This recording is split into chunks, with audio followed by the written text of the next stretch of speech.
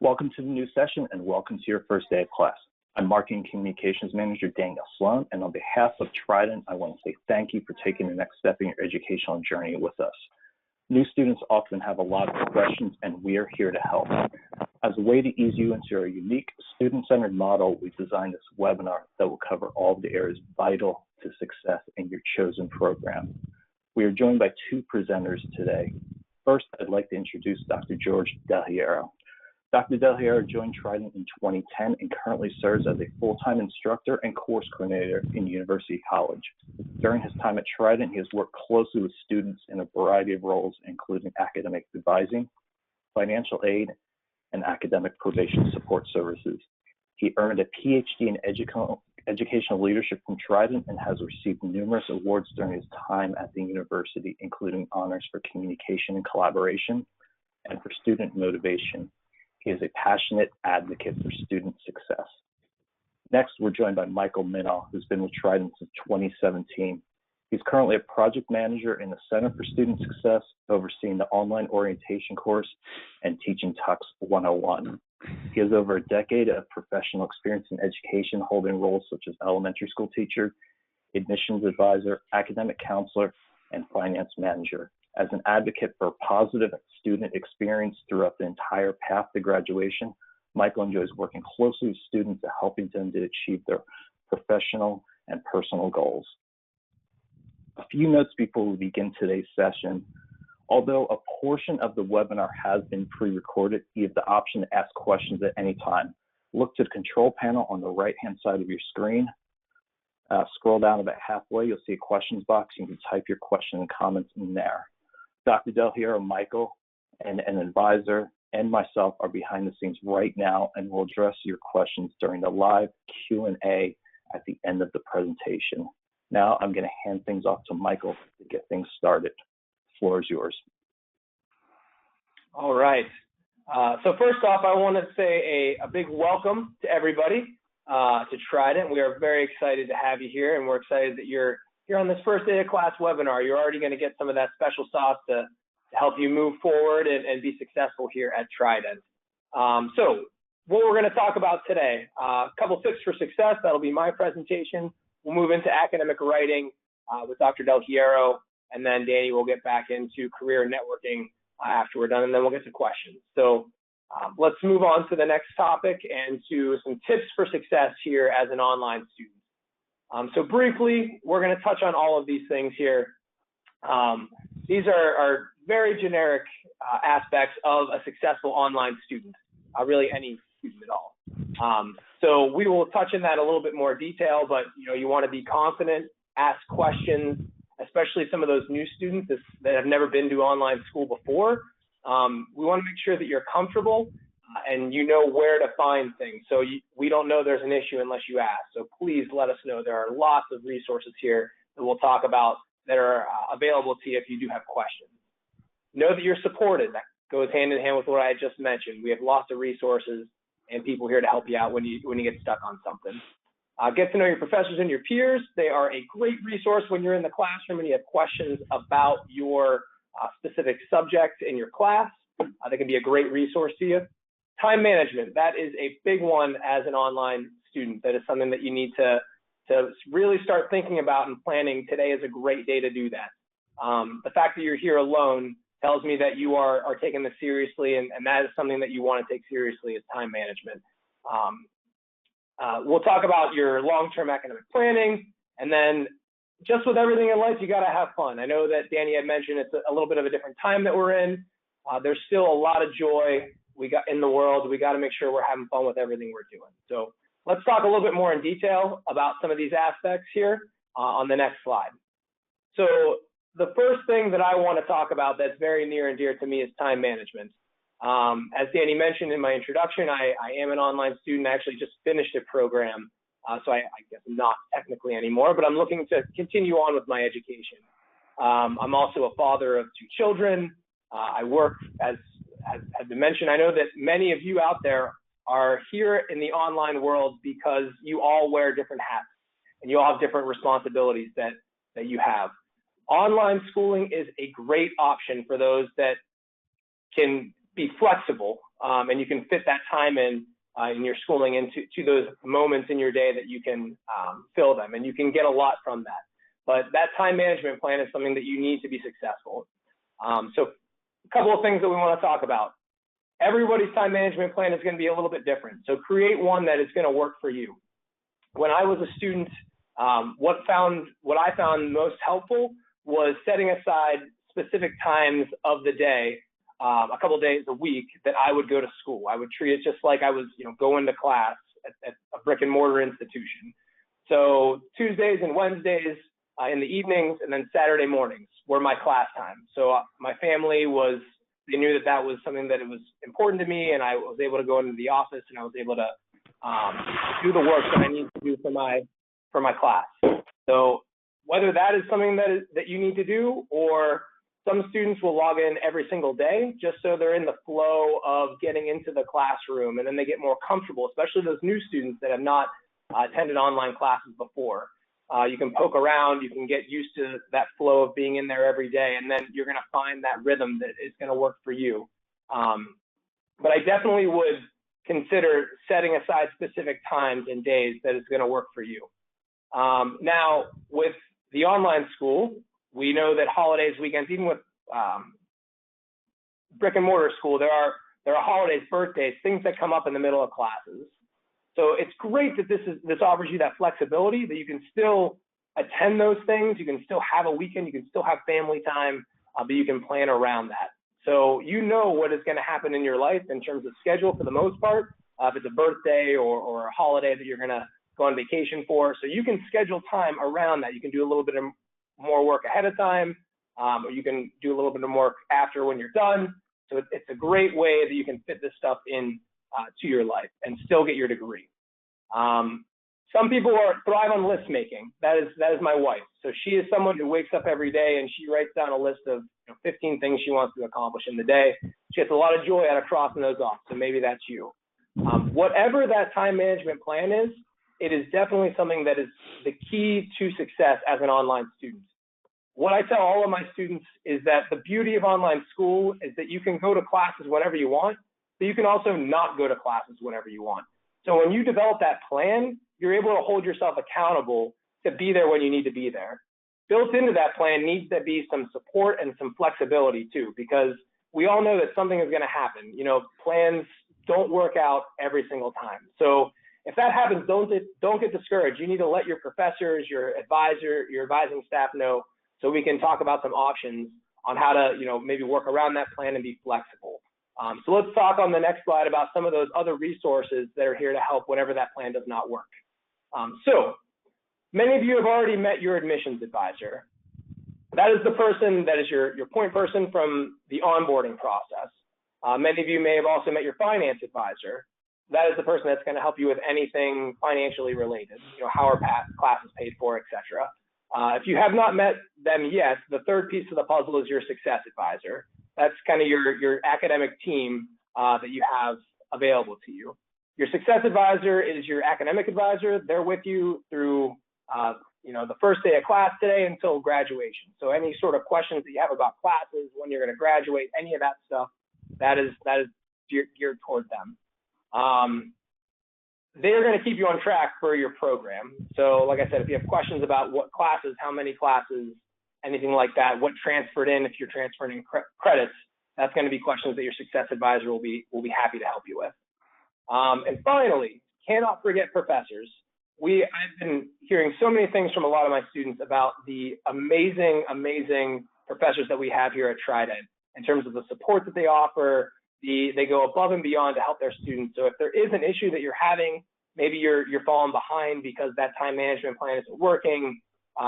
Maybe you have to take care of your kids because they have school too and they're at home learning. You want to communicate those issues that you're having with your advisors and your professors. We want to make sure that we help you if you are having challenges, but we can't help any problems that we don't know. So please, if you are having issues, reach out to somebody, your academic advisor, your admissions advisor, your professor. We want to make sure that you know that you are supported here at Trident, and we are happy to help you get through that. besides the the personable people that we have here, there's also online resources that are available to you. So a couple of things that we'll mention briefly. The writing workshop and the writing style guide. After I'm giving my presentation here, Dr. Del Hierro will speak a little bit more in depth about academic writing and the importance of that as you go throughout your academic progression as a student. Along with that, there are math assistance. So Math 95 and Statistics 95 are some kind of bridge classes that you can take if you want to polish up your skills. I got my undergrad degree in English, so those would be two classes that I would definitely be going into if I need to brush up a little bit of math skills.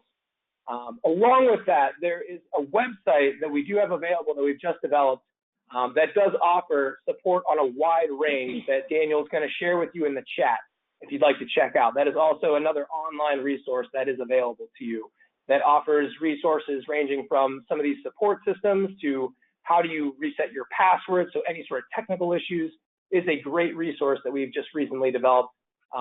If you're not able to reach anybody, maybe it's 2 in the morning and you're trying to get some help, that is a great resource that is available to you as well. Let's talk a little bit further about some additional inside the class resources that some students have available to them, depending on the course that they're in on the next slide. So in specific courses, there are additional support that you have access to through Tutor.com.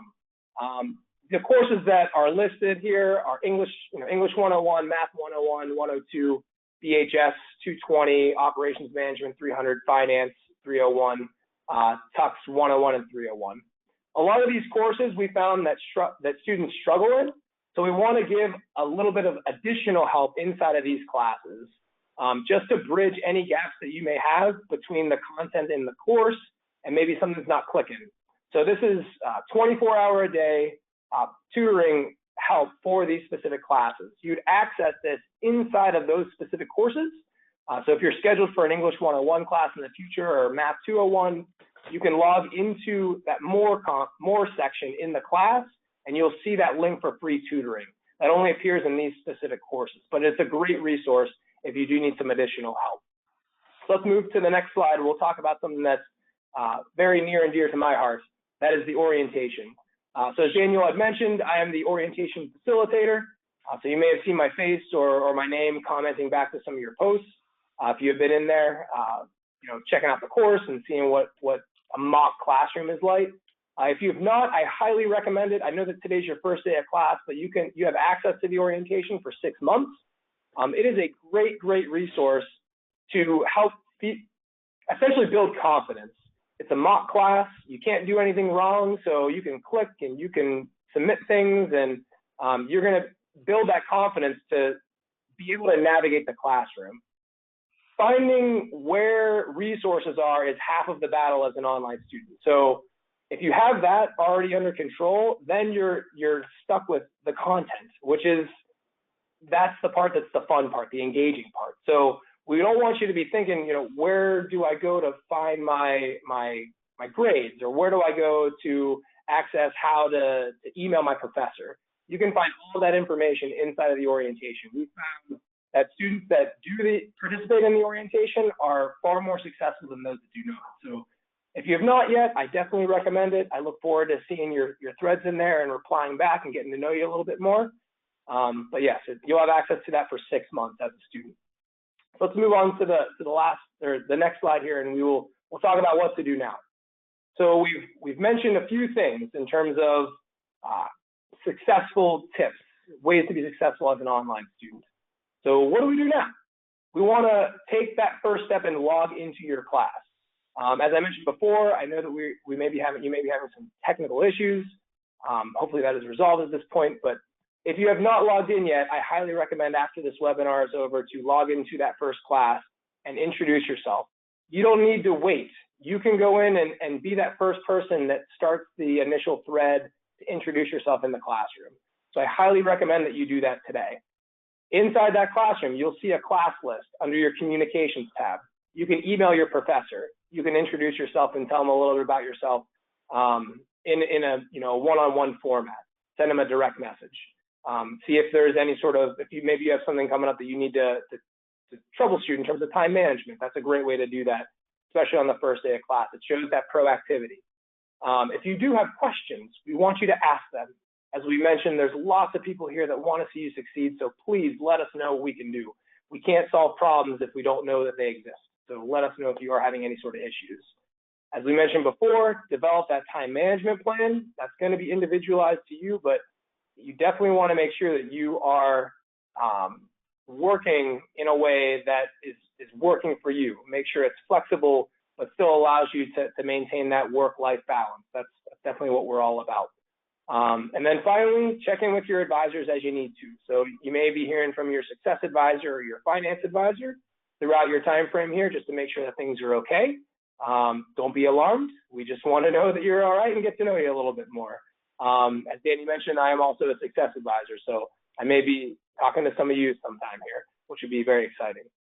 So finally, let's wrap all this up and talk about what we're going to do now. So we're going to review the course. So log into the class, get to know the calendar, get to know the format, get to know where to go if you need help. Create that time management plan. That is definitely a key. I cannot stress that enough. Make sure that you're completing all your assignments, including those threaded discussions. So the discussions are a large part of the online world. So you need to make sure that you're participating in those discussions, putting your initial thread in, and then also replying back to classmates as well to make sure it's an engaged discussion. As I mentioned, get to know your advisors, your support staff, your professors. We all want to make sure that you know that we're here to help you. So we want to know you. Introduce yourself. Don't be afraid to be that first person to say hello. As we mentioned, participate in your Module 1 threaded discussion. I would suggest doing that by Wednesday. So that's 2 days from now. I'm giving everybody on this webinar a piece of homework. Make sure you go in and you do your discussion by Wednesday. You can be that first person that starts the thread and really get that classroom going and get that energy going inside that class. That is definitely something that you want to do. And then finally, be proactive. If you do know that something is going to happen or something in terms of the future, you have a birthday or a holiday or something like that, there's an issue coming up, let us know what we can do. Be proactive. Reach out and let your advisors, your professors know that you are having some issues, and we can figure out what we can do to help overcome those issues. That's what we're here for. So with that, I'm going to turn things over to Dr. Del Hierro. He's going to talk a little bit more about some of those tips we talked about with academic writing.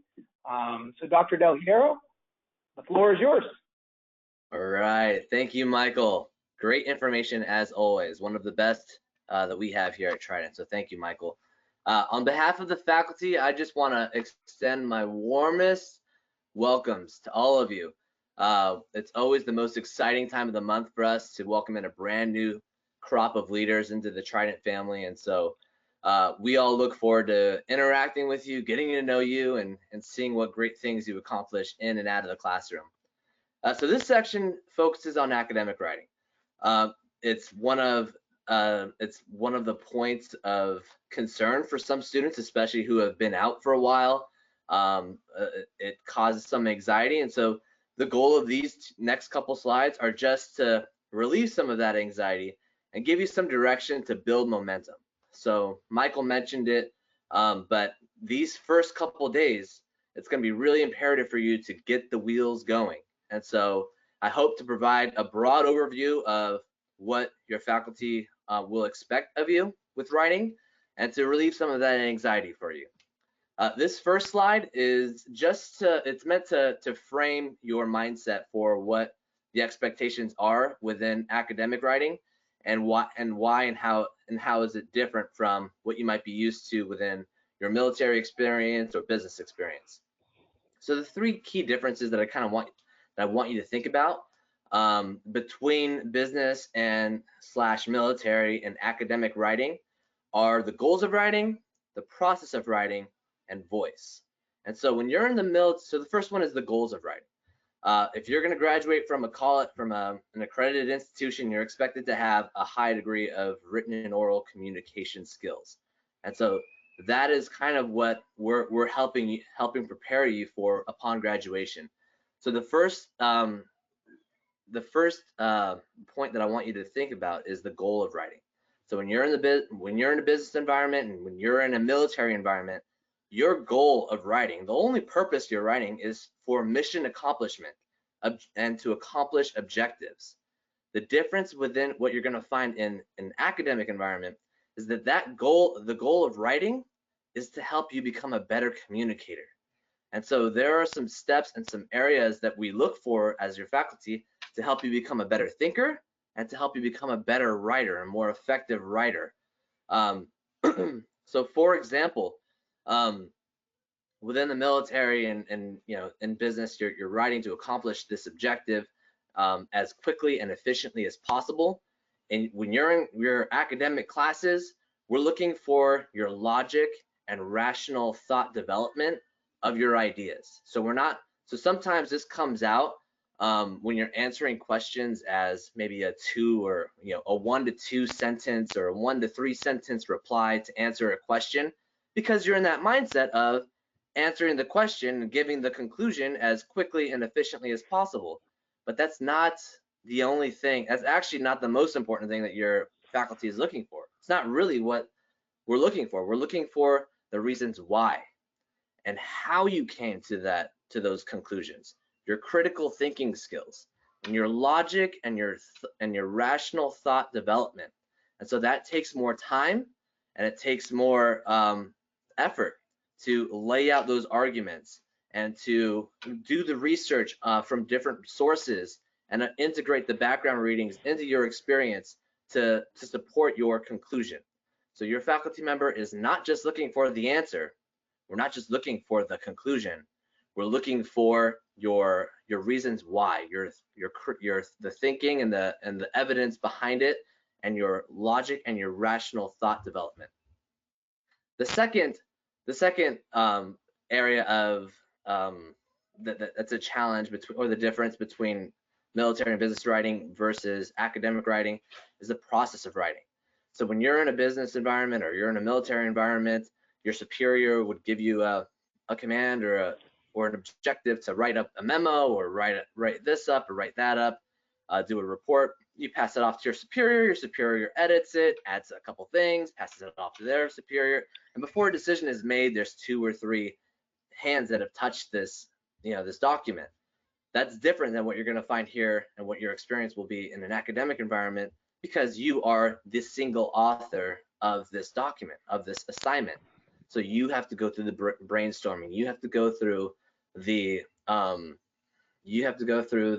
outlining and the editing and the drafting and the formatting, and all those things take time. And so you have to consider those elements when you develop your time management plan for these classes. The third key difference is voice. So if you haven't noticed, especially in the military, you're big on uniforms. I mean, you're dressing the same, you're often talking the same, and sometimes that comes out in your writing. That comes out in your writing, and so that causes some issues because it raises some concerns for academic integrity issues. So we want you to be aware of that. Your instructor will be looking for your independent understanding of these concepts. And so we're looking for you to paraphrase different ideas from a variety of different readings and background sources. We're looking for you to summarize some of these ideas in your own words. So quotations are great, but your instructor will care more about your understanding of these concepts. And that is different than stripping out a quotation and sticking it in your paper. It's fundamentally different, and it takes a lot more critical thinking and a lot more time and effort to summarize these different ideas in your own words and put them in. But that is what your instructor is looking for. And if you consider these things, you will reap the benefits of this program upon graduation, and I promise you will become a more effective communicator and contributor to your organizations. The next slide is just meant to give you a general overview of academic writing structure. And so this is not an all-inclusive slide. These are just some tips that I, as an instructor, I see students kind of missing these points. And so as a writer that you may not have as much experience in an academic environment, or maybe you've been out for a while, I hope that this gives you some direction to get the wheels going and build up that momentum early on. And so there are more resources, more in-depth resources like the ones that Michael mentioned within the Writing Center and our resources drop down. So please make use of that. But here I just want to frame your mind into what we're looking for in terms of structure and content. So there's basically going to be three main parts of your essay: the introduction, the body, and the conclusion.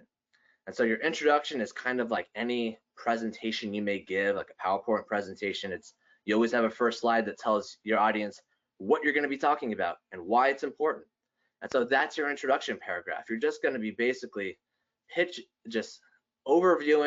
an overview of what you're going to be talking about and why it's important.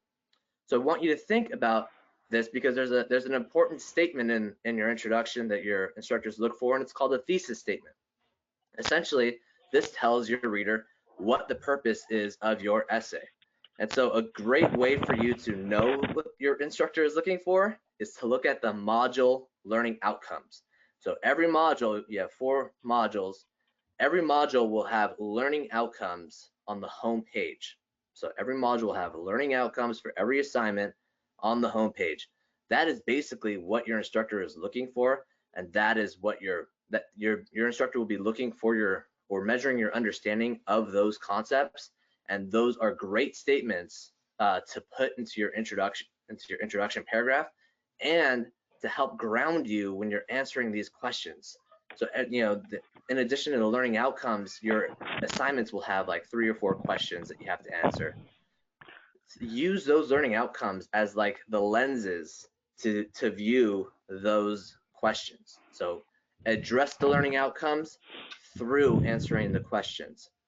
So consider that with your thesis statement development, and definitely make use of those module learning outcomes, because they give you what your instructor is looking for on each assignment.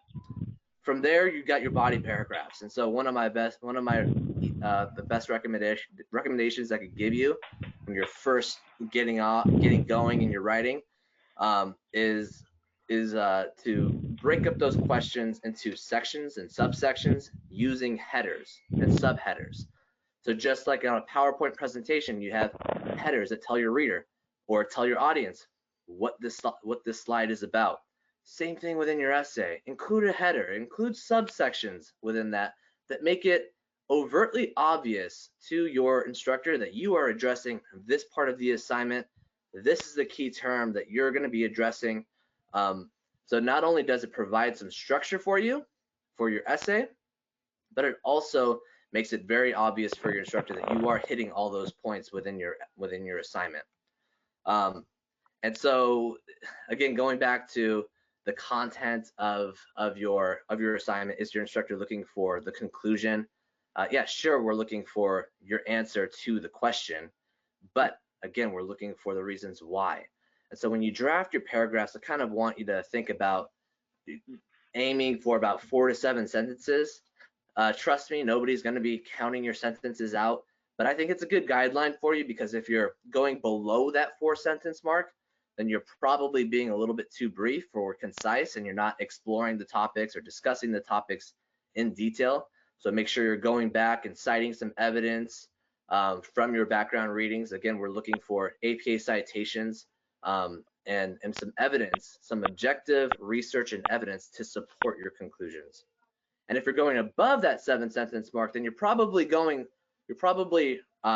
rambling on too much, or you could make that into a more concise structure to better highlight your ideas, or you just need to break up that longer paragraph into some more paragraphs, into maybe 2 or 3 paragraphs.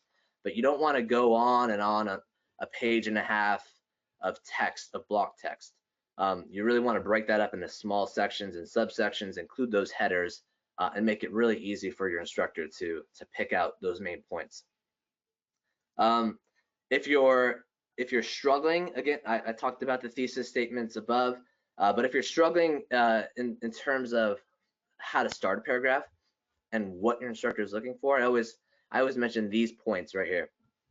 Define the key term, explain the application of the key term to the assignment, and then discuss why the concept is important to either the module learning outcome or just the class in general, specifically and with specific focus to the module learning outcome. So those 3 points, I think if you cover those, that should get you to that 4 to 7 mark. Include some evidence in there to support your ideas, and that's a great way of just getting started. This is not going to be the perfect way. I can promise you that your instructor will give you feedback, but it's really important for you to take that feedback and then just continue to build upon it. Your instructor is not looking for perfection. In fact, you shouldn't expect that of your instructor. We're here to make you better communicators and better critical thinkers. That's our value. That's our objective. And so when you explore these concepts in a variety of different ways by defining and explaining and discussing the value of these concepts, you're in essence exploring these concepts from a variety of different ways, and you're thinking about them in different ways. So consider that when you're drafting up your assignments. And then the conclusion paragraph is the last part of your assignment, and it really just reflects, it's just kind of like a reflection of your introduction. Your introduction is telling your audience what you're going to be talking about, why it's important, and your conclusion is going to be basically stating what you already have talked about and why that's important. And so they're mirror images of each other. Again, this is not an all-inclusive, these are not all-inclusive suggestions. It's just simply to get the wheels going, and over time you're going to receive more detailed feedback from your instructor to become a better written communicator, a better writer. And so I just highly suggest that you accept that feedback, and with willing and open arms. So I hope that helps. Again, refer back to the resources under the writing resources under the resources tab if you need some more in-depth advice. Always reach out to your instructor, because we love hearing from you and we love to support you in this process. Honestly, it is our honor to serve you. So please make use of us. And with that, I am going to transition back to Daniel Sloan to talk about some career and networking.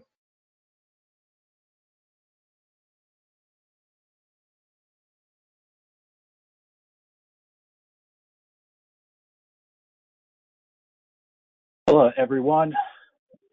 Thank you, Dr. Del Hierro, for that. And just wanted to talk about some career and networking before we started the Q&A.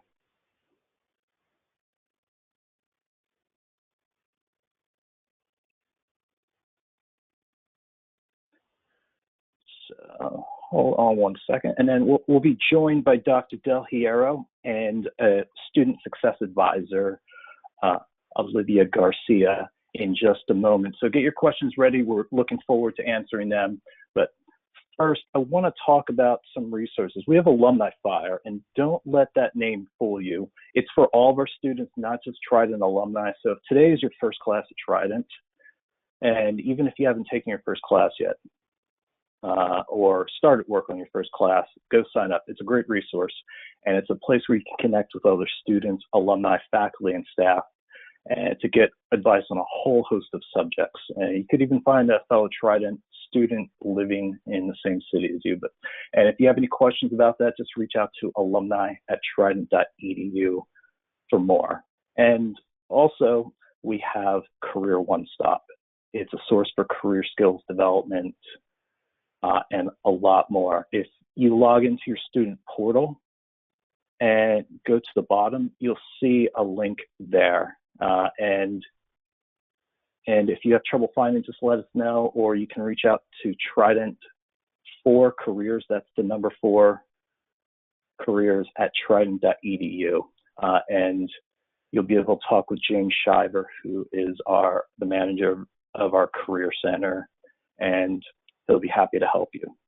So let's move on to the Q&A.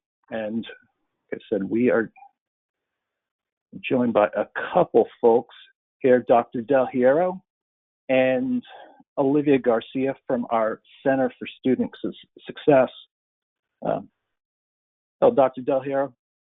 Hi, everyone. I'm launching in. Great. So, as a reminder, if you have any questions, just find the control panel on the right-hand side of your screen, go about halfway down, and submit the questions there. And first question, this one is for you, Dr. Del Hierro. As a new student who's been out of college for more than 20 years, I have a lot of anxiety around writing. And during Michael's presentation, he mentioned like bridge courses and other resources. Are there resources like that available for writing? Yes, absolutely. So Michael did mention a bunch of different resources in his presentation. So the ones that are the go-tos are the Writing Resource Center. So that's located underneath the resources drop-down menu of your TLC portal. There's also an APA manual that Trident has put together for us. So those are going to be your two. And then there's also, I believe, another lab that dives into more in-depth like grammatical rules and things like that our students find really helpful. But yes, there are those resources there. In regards to your anxiety, I identify, I feel you, I hear a lot, I hear that oftentimes from students, and sometimes that anxiety can be set up as a roadblock for you to move forward, because you may feel like you need to submit this paper and have it be perfect. But I want to go back to what I mentioned earlier in my presentation with just making progress and getting the wheels going. So that anxiety is natural. It's perfectly fine to feel that way, but don't let it hinder you from making progress and submitting your assignments, and then reaching out to your instructor for advice or recommendations on how you can improve your writing. It's not uncommon for instructors to say, hey, that if you correct this or do that and resubmit it, I'm happy to reevaluate it for you. So reach out to your instructor if you're feeling that anxiety, because again, with our learning model, it's a cyclical learning model. So you take the feedback, your instructor's feedback, you apply it into your next courses, and then your instructor gives you more feedback, and then you take that and apply it into your next upcoming assignments. So it's a cycle. Learning is a cycle. It's not just submit this assignment and you're done. You do have that opportunity to continue to master these assignments and these concepts. So reach out to your instructor. And I know Olivia may even have some stories or some experiences or advice to share as well. But that's what I have to say in regards to that issue.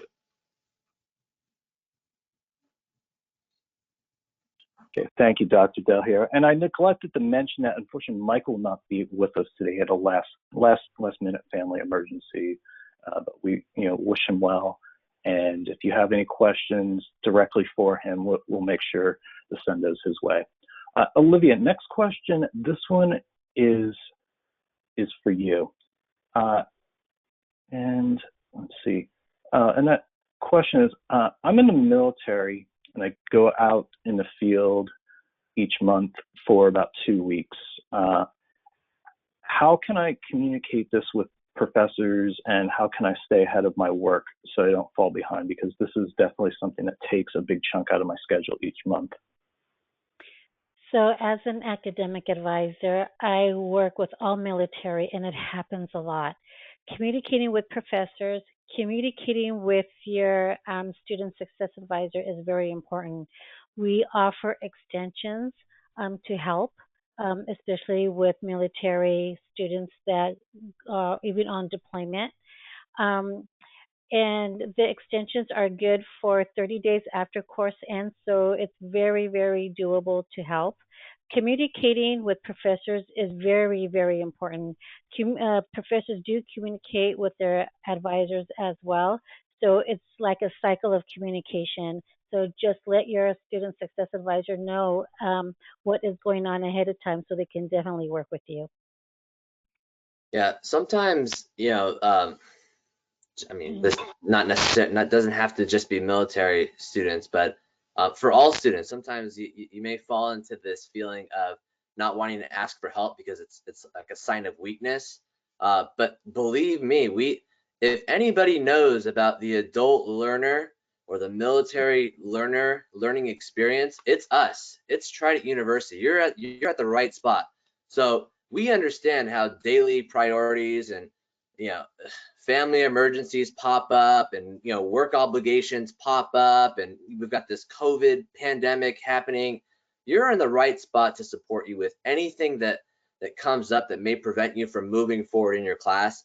And if you fall back, we are fully prepared with practices and policies in place to help you get to the finish line. That is our main priority. That's our goal. So make use of us. We're here. There's nothing that you can bring up to us that we have not heard before. Trust us.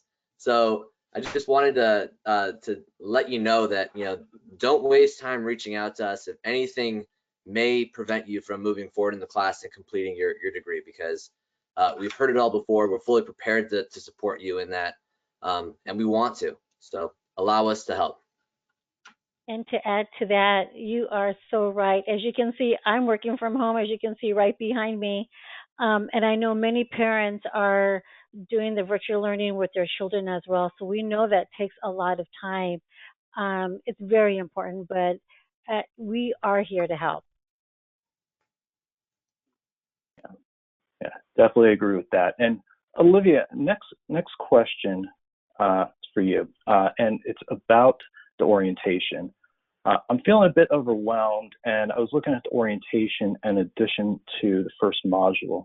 Do the orientation modules have to be completed before starting my first assignment? It does not. However, I highly recommend it. I've seen the orientation myself. It is very, very important, especially to launch off, especially when you feel the anxiety and the excitement of returning school. The orientation is a very helpful tool. Um, it's it's I highly recommend it personally and as professionally as well. Yeah, the way I equate the orientation to is, if you've ever been to like a brick and mortar school, or your first day of school at a university, or maybe a new high school or something, you walk on a campus and you don't know where you're at, you don't know where the bathroom's at, you don't know where your class is. Have you seen class 1A? Yeah, that orientation is like your map. So coming into Trident, I mean, you may have those same feelings, like, where do I find my class? Where do I find the drop box? How do I get my instructions? Where's my professor's email? That orientation sets you up with all the skills and details that you need to get started. So make use of that orientation. And I believe if you're in Tux, correct me if I'm wrong, Olivia, but I believe if you're in Tux, there's actually a mock assignment that you can actually submit into that orientation to get used to the Dropbox. But that assignment is also used in that Tux class. Is that right? Yes, that is correct. So you'll know how to submit your assignments to the Dropbox, especially when you're doing your SLP and your cases. It tells you the difference, or it shows you the difference. Yeah, so you have absolutely nothing to lose by going through that orientation, and just everything to gain from it. Great. And Dr. Del, here, next question for you. Is it okay to work ahead on assignments or my papers and turning them in early, knowing that I might have a vacation or something else coming up? Yes. So you have that flexibility. I mean, core to the Trident experience is that flexibility. You'll hear us say it a lot. But that also goes with submitting assignments early too. So reach out to your instructor first and foremost and say, hey, is this okay if I submit these assignments beforehand? I have vacation, or I have family time during this time. And work with your instructor in that way too. The only drawback from doing that, from submitting your assignments early, is if you don't receive the feedback from the prior assignment. So if you just start uploading assignments, just working at a blistering pace and not receiving the feedback from your instructor, it can actually hurt you. So just keep that in mind. For my students, I'm all for it. Yes, go ahead, submit assignments early. Take note of my feedback, but any way that any strategy that you have that helps you get to the finish line at all is a strategy that we support. So make use of that flexibility on that end as well. Thank you. And then next question is a little bit of a different question, but I like this because this shows someone who is really focused on that goal. And I'm going to send this one to Olivia. And question is, maybe I'm looking a little far in the future, but when we're about to graduate, where would the commencement be? Obviously pending any COVID restrictions. So this year we did had a virtual commencement ceremony, which was, I think, one of the best ceremonies we had virtually. We had many attendees. I was able to look at the presentation, very wonderful. We do have in-person commencement as well. Usually we do have a commencement committee that gives more information around March and April. It's usually in the summer, usually in July. However, in 2021, the commencement committee has not mentioned anything at this time, but they do keep the website on task, updated, usually around March and April. I would just add that for the past 10 or 12 years or so, it's actually taken place in Long Beach, California. So a beautiful area. There's some talk about it being elsewhere. Actually, Long Beach or Costa Mesa, same vicinity in California. So it makes for a great trip if you're into that. But there is some talk about it being located somewhere else. So stay tuned for that if you're planning on going. We would love to see you. And I think last point about graduation is that I have a bachelor's degree, a master's degree from 2 different brick and mortar schools. 2 very notable people were my commencement speakers, and I find that the Trident graduations are a lot more fun and full of so much more energy than those 2 graduations are. It's definitely a lot of fun to attend. So if you can, especially when we're able to have in-person ceremonies, again, definitely attend there. It's a great experience, and most importantly, it's a great place for you to meet people like Olivia, who may be your advisor, or Dr. Del Hierro, who may have been your professor, and because those are bonds we like to solidify well past graduation. And so one more question here, and this one is for you, Olivia. Are all classes structured the same way with modules, cases, and threaded discussions? Yes. So you'll have a case. There are 4 modules in a class, so you'll have 4 cases, 4 SLPs, and 4 discussion threads. You would also need to reply to your peers as well. They're all structured. We do have courses that have prerequisites, but they're all, again, cases, SLPs, and discussion threads. So yes. Yeah, that's one of the beauties of Trident, of the Trident system, is that every class is structured in a very similar way with the case and the SLP and the discussion with some minor variations. But once you get used to the case and the SLP and the discussion format, and you get the wheels going, you get that momentum going, it helps you work through the rest of your classes much more efficiently because you're already used to that same kind of pattern, that same structure. So you could hop in, you know where to find everything, and you can keep that same type of the system, the timetable that you've set for yourself with each class and each session. So something to keep in mind. Mm-hmm. And it's something to keep in mind, even especially when you're struggling within these first couple weeks. So you're going to have some. It's not uncommon for you to have challenges or for a learning curve to happen. That learning curve is natural, but once you get over that hump, it does make working through these classes and the modules so much easier. So rest assured that learning curve is only temporary.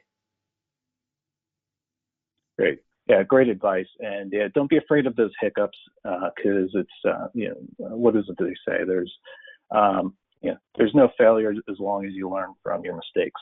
So, good luck, everyone. Thank you so much, Olivia, for your contributions. Thank you, Dr. Del Hierro. And if you have any more questions, you can submit them in the questions box, and we'll handle them after the webinar. Now, I'm going to hand things over to Olivia, and she's going to end first day of class today with a student success story. So the floor is yours, Olivia. All right, everyone, have a great one. Thank you. Welcome, everyone, to your first day of class. I wanted to really touch with one of my students. We all know what your admission advisor is because there's the one who got you to your first class today. We also know what your student finance advisor, because it has to do with your finance, your monetary. But my student said, "What is a student success advisor? What are you? What do you do?" And so I've been working with him for the last 2 years, and he was very graciously and wrote a letter to my director. It is a long letter, but I'm just going to give you the points of what his definition of a student success advisor. So he really talked about his great working relationship with me. He had no idea coming to Trident what he was doing, and he was out of school for 20 years. He has served in the Army for 22 years. Um, so he went to another institution, and it just wasn't for him. So when he enrolled into Trident, he knew nothing about APA formatting. So as it was mentioned, all your papers will be APA formatting. I helped him. I gave him many resources, and now he feels like he's an expert at APA formatting. So he really enjoyed doing that. He has talked about his concerns uh, of his beginning of Trident. Somebody mentioned anxiety. He went through much time of anxiety where his grades were decreasing as well as his GPA. So one day I decided to reach out to him because I noticed the decrease, and he told me what was happening. So I helped him regain his confidence, um, where he was able to meet Dean's List, and he was so excited getting a Dean's List. And there's actually a certificate that you're able to download when you do meet the Dean's List. Um, he wanted to really express that, with the increasing of his degree, he's getting a bachelor's here. And for the 2 years that I've had the opportunity to work with him, he is now in his capstone class. So he's looking to graduate in December. And he said this actually, growing up talking about college was just a talk and never reality. And now he says this is actually a reality. So as I say to all of you, please, please, all of us are here for you. Your academic advisor, your admissions advisor, and your finance advisor, professors, we're all here for you. And I wish you all good luck, and go get them. You guys all have a good rest of your day.